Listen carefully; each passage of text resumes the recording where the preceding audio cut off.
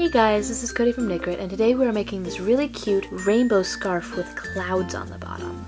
You can actually make these with a really cute, like, fluffy yarn, but I'm using just this basic Vanish Choice, or you could also use Red Heart yarn. And alright, let's get started. For this project you will need 8 different colors of worsted weight yarn. I am personally using Red Heart right now because it is cost effective, but I would probably prefer to use something like Vanish Choice. It's plushier, it's softer, and it's really nice. You wouldn't need more than half a skein for any of these colors when it comes to Vanish Choice. You will need purple yarn, dark blue yarn, light blue yarn, a green, I'm using a lime green yarn, as well as a yellow, orange, and red. You're also going to need about 150 to 200 yards of white yarn for the fluffy clouds on the bottom. We also need a size J crochet hook.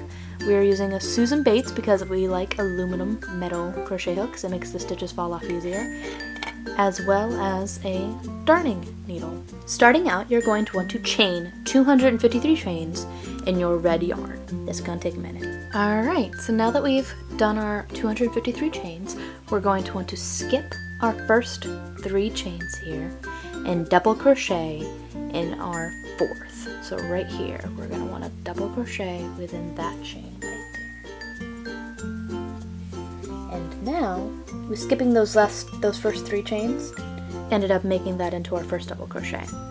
And so now we're going to want to double crochet in every single chain until we get to the very end. And again, this is going to take a minute. Alright, when you get down to the final 2 inches of your chaining, you're going to want to take your tail and crochet that inside of it.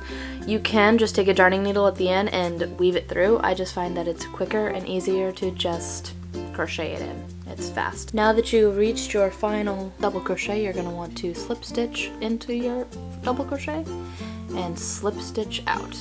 You can now cut your tail. We're now back at our beginning. We're going to put our crochet hook inside of our very first double crochet, and we're going to now tie on our orange yarn, wherever the end is. There it is. And we're going to hook it inside and tie it on. We're going to keep our tail over here because we're going to work that inside to keep us from having to do any sewing later. We're going to single chain 1, 2, and then we're going to go back inside of our first stitch and do a double crochet. This makes the edges nice and round, even though it doesn't really super matter because we're going to be covering up all the ends with clouds. And now we're going to want to double crochet all the way to the end again. We're doing that with the orange, and we're going to basically just keep doing repetition of that where we do the orange, yellow, green, the light blue, the dark blue, and then the purple. So we're going to do all the 7 colors, but we're just keeping on with this. Starting here, we're going to chain 2, double crochet, go to the end, keeping our tails inside, and we're going to slip stitch off, and we're going to keep doing that for each of the colors of the rainbow, all the way across. So first it is red, orange, yellow, green, light blue, dark blue, and then purple. If you have any issues with following this, we have a written pattern as well, which might make things a little bit easier. This is just for the visuals where you can see the what we're doing. If you are more of a visual person for that, this is what this is for. If you are more of a, hey, I need to know exactly what's next and I want something written, you can also do that. So let's double crochet all the way to the end, and then I will see you when it is time to do our clouds. When you get finished with your rows, you should have something that looks very similar to this. We have 1 red row, orange, yellow, green, light blue, dark blue, and purple row. Notice that the edge here is nice and straight because we did our chaining 2 and then double crochet within our first double crochet of every round, which made a nice straight edge that continued on. Next up, we're going to work on making these clouds.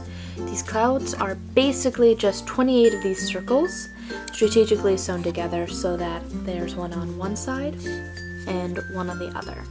We make one in the center, and then we sew the other 6 around that one piece. You're going to make 2 of these for either side of your piece here. You'll see that I've already done it on that side.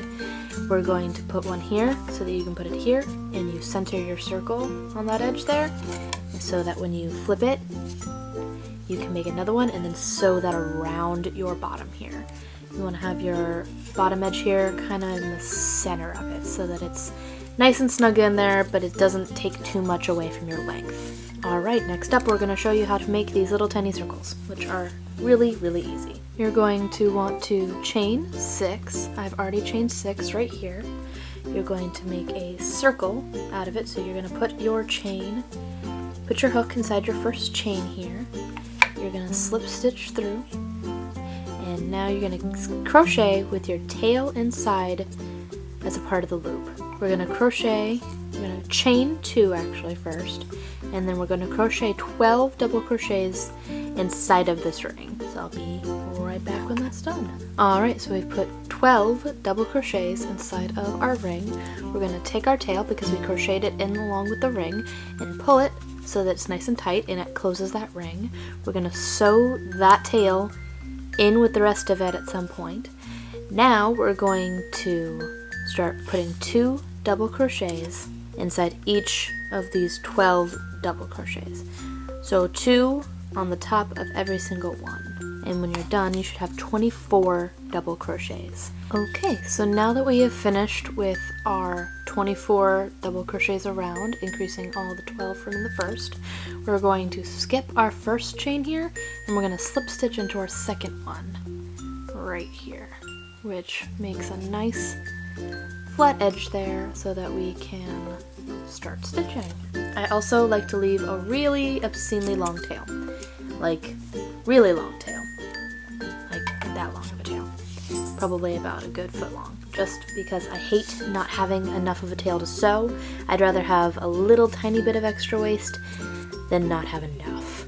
That drives me insane. So what we're gonna do next, as I've already pre-done all these squares, is you may basically take one of your circles and make it the center, and you take the rest of your circles and you stitch them all together.